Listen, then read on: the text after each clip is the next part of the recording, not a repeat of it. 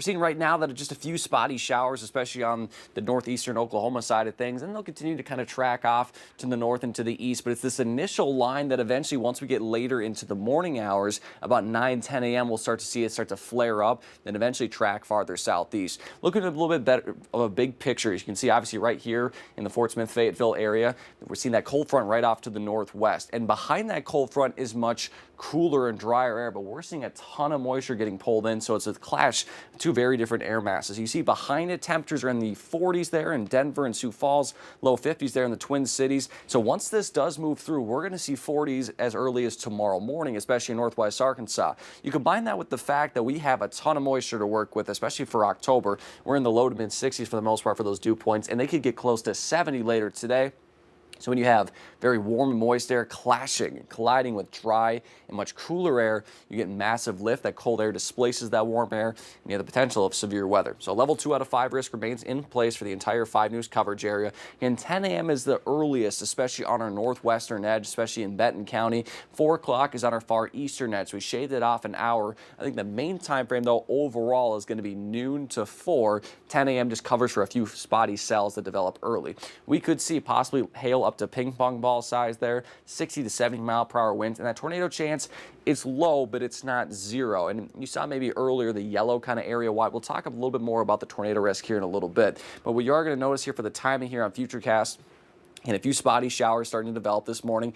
Again, nothing to be concerned about at this point. Now we get to 9-10 a.m. This is where cells first to start fire off here. So this is what I mean about 10 a.m. Mostly, again, areas north and west, we could see those cells starting to develop and possibly turn severe. 11 a.m., it's still mostly on our northern and western edge, but now noon, now this is really starting to come together. When cells first develop, the large hail risk will be a little bit higher because when cells are by themselves, usually it's hail that's more of a concern. Then as the line organizes, here's 1 o'clock, you see that really starts to develop, then the wind threat really starts to kick in. So I think the winds will probably be the primary concern with this, especially the farther east you live. But as we go from west to east here, now here's 2 o'clock, moving through much of our central areas, and notice that again between 1 and 2 o'clock, if you're at the Razorback game, maybe you're at the Poto Balloon Festival, again be mindful that you might have to take shelter, and there's going to be a lot of heavy rain with this and strong winds. Even if it's not severe winds, there are going to be strong winds throughout these storms. Now here's 3 o'clock. Continuing to move on our eastern edge, and along this line, this is where we could see some spin-up tornadoes. Again, there's still tornadoes, but they'll be weaker, and we're not expecting a massive tornado outbreak. Then by 4 o'clock, that moves past. We still could see some showers and a few rumbles of thunder behind it, but the severe risk is done after 4 o'clock. There's 5 o'clock, 6 o'clock, so if you're still outside, once that line moves through, you could still get rained on, so have that rain gear handy. 7 o'clock, most of the activities out of here, maybe a few spotty storms behind that. Then after 10 o'clock, that wraps up. Then we have a much drier, much quieter Sunday ahead. Now here's that tornado chance here. So again, these are basically calculating the ingredients needed for tornadoes. And notice that the gray is on the really low side. And notice it doesn't get much higher than that gray. There are a few yellows that pop up. But again, this is where I'm expecting to see maybe some spin-ups possible. I'm not expecting a widespread outbreak. So if that is hopefully alleviating some concerns, that, again, the chance is a little bit lower. Now, in terms of rainfall, it could be heavy, especially in northwest Arkansas, 1 to 2 inches. In the River Valley, about 1/4 to an inch in some spots, especially for the farther eastern areas. So, again, with this weather impact alert, make sure to have multiple ways to receive alerts. Have that 5 News Plus app, because you can, if you're out and about, you can just stream it, and we'll have coverage, of course, if storms are moving through. Know where your shelter is at home. That would be in the lowest floor of a building. Put as many walls between you and the outside and away from windows. And if you're out and about, know where that building is to go inside and stay safe. And obviously, rain gear would probably be helpful if you're going to get rained on. Otherwise, once Sunday comes around, tomorrow from much drier air, and finally fall is here, and looks like it's here to stay for quite a while. High temperatures, we haven't seen this many 60s and 70s probably since spring. Then for the River Valley, we'll see those temperatures in the 70s. We will see a brief warm-up on Monday, but we'll go back down to the 70s. And notice overnight lows starting tomorrow morning are going to be in the 40s and low 50s. That cold front that's going to help generate those storms later this afternoon and evening. Still well off to our northwest, where we're seeing some storms drape through portions of northern to western Texas.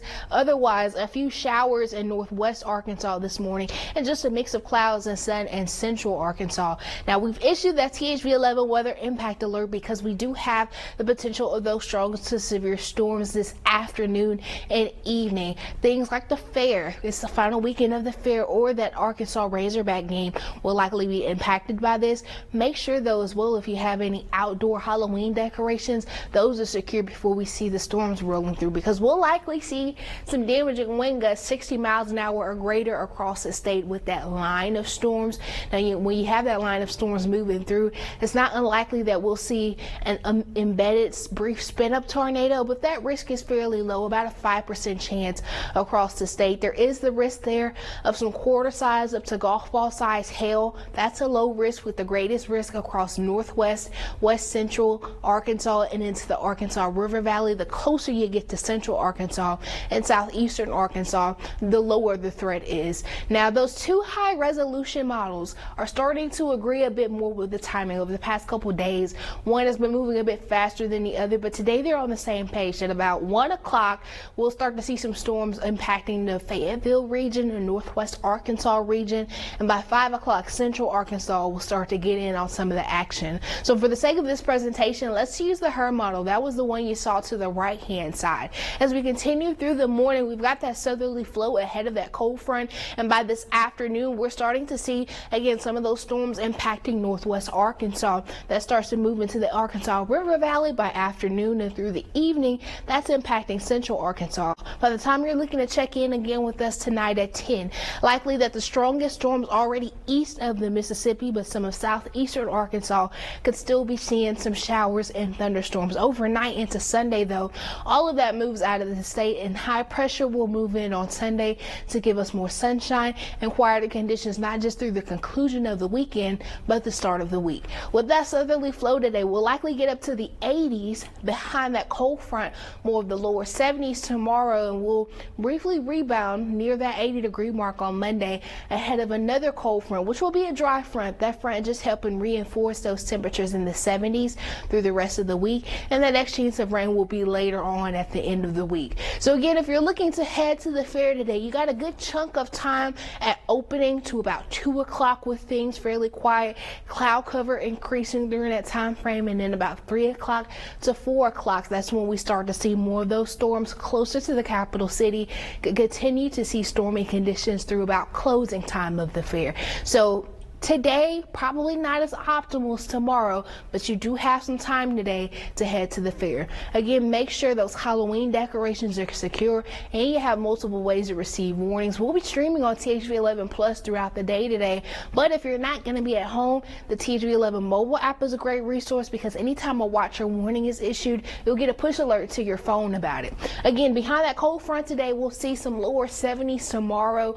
We'll slowly flirt with 80 degrees on Monday, but another cold front moving through will keep us in more of the lower to middle 70s through the week ahead with a lot of sunshine. The cloud cover and rain chances do start to pick up at the end of the week.